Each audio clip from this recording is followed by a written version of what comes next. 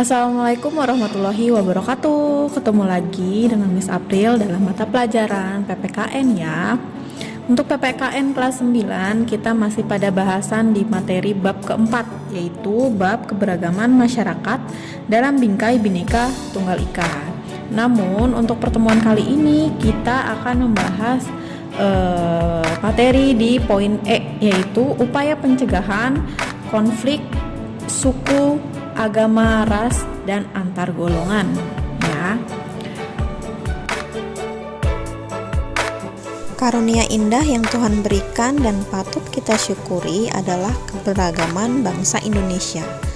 Keberagaman suku, budaya, agama, ras, kepercayaan, dan keberagaman antar golongan menjadikan Indonesia sebagai bangsa yang besar. Namun di balik itu semua, keberagaman yang dimiliki oleh Indonesia memiliki potensi timbulnya berbagai masalah. Salah satu karakteristik keberagaman adalah adanya perbedaan.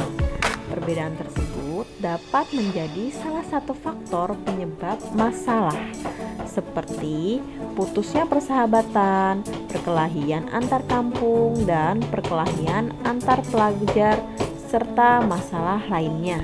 Jika keberagaman yang dimiliki Indonesia tidak dikelola dengan baik, maka Indonesia akan menjadi negara yang rawan terhadap terjadinya konflik SARA. Perbedaan pandangan antar kelompok masyarakat di suatu wilayah kerap menjadi pemicu pecahnya bentrok atau konflik antar mereka. Beberapa contoh dari konflik SARA yang pernah terjadi di Indonesia antara lain adalah konflik antar suku di Sampit di tahun 2001, konflik antar etnis di Jakarta 1999, konflik antar agama di Ambon di tahun 1999, dan konflik antar ormas di Sukabumi di tahun 2020. Untuk melakukan upaya pencegahan konflik SARA, tentunya pasti kita harus tahu dulu apa saja yang menjadi faktor-faktor penyebab terjadinya konflik di masyarakat. Konflik masyarakat salah satu bentuk akibat dari berkembangnya suatu kelompok masyarakat, terutama masyarakat yang memiliki banyak keberagaman di dalamnya. Macam-macam keberagaman sudah banyak diuraikan di materi sebelumnya ya, seperti keberagaman suku bangsa dan budaya, keberagaman agama dan kepercayaan aliran, keberagaman ras atau etnis, serta keberagaman kelompok atau antar golongan, gender dan tingkat sosial, serta keberagaman lainnya. Nah, apa saja sih faktor-faktor yang menyebabkan terjadinya konflik di masyarakat? Yang pertama, ada faktor dari perasaan dan emosi. Ya. Kemudian yang kedua adalah kebutuhan dan kepentingan yang berbeda. Ketiga adalah kecenderungan seseorang yang selalu bermasalah. Biasanya seseorang yang selalu bermasalah itu memiliki sifat-sifat antara lain egois, sombong, ingin berkuasa, selalu berpikir negatif, iri, dengki, dan sebagainya. Yang keempat, ada perilaku yang tidak manusiawi. Yang kelima adalah perlakuan tidak adil.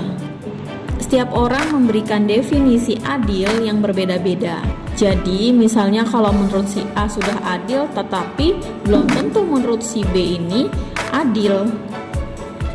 Contoh perilaku yang mencerminkan upaya menyelesaikan persoalan keberagaman di dalam lingkungan sekolah yang bisa kita lakukan adalah dengan cara tidak membeda-bedakan teman dalam bergaul, santun dalam bersikap dan bertutur kata terhadap semua orang, dan menghindari pertentangan dan perkelahian antar sesama teman.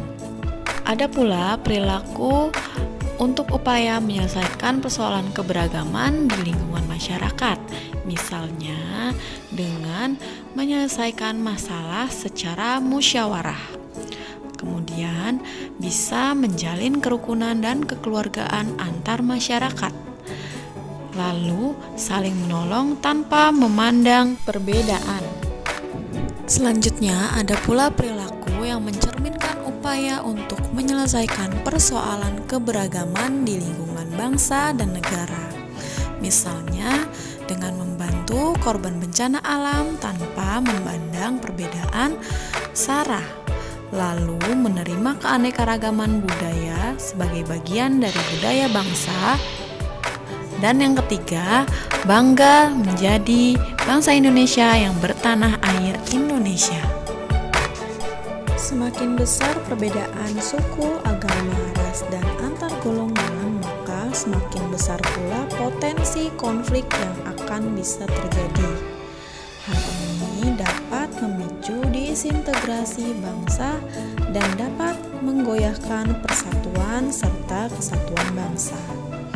Apalagi negara Indonesia yang merupakan negara yang terdiri dari berbagai macam keragaman yang dimilikinya.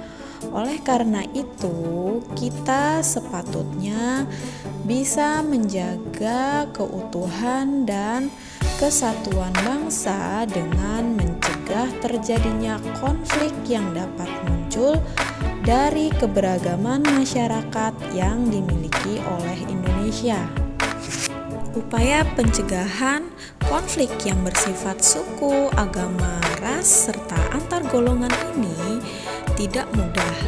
Perlu adanya kerjasama dan persatuan yang solid untuk melakukan upaya-upaya tersebut.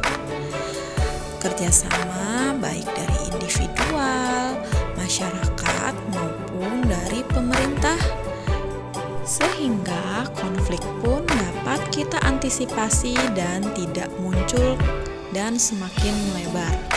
Demikianlah pembahasan kita pada pertemuan kali ini mengenai materi di bab 4, yaitu keberagaman masyarakat dalam bingkai Bhinneka Tunggal Ika.